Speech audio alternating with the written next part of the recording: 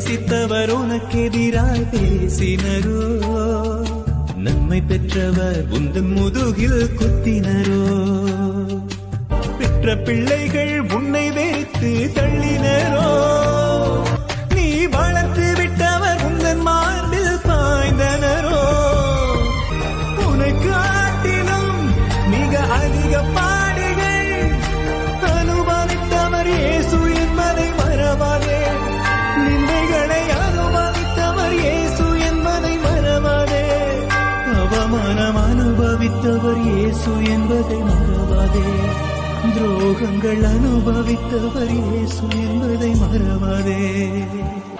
நன்மைகள் செய்து நலிந்து போன நண்பனே, நம்மையின் நாயகர் இயேசு உன்னை மிக நேசிக்கிறார். நீ சோர்ந்து விடாதே, மனம் தளர்ந்து போ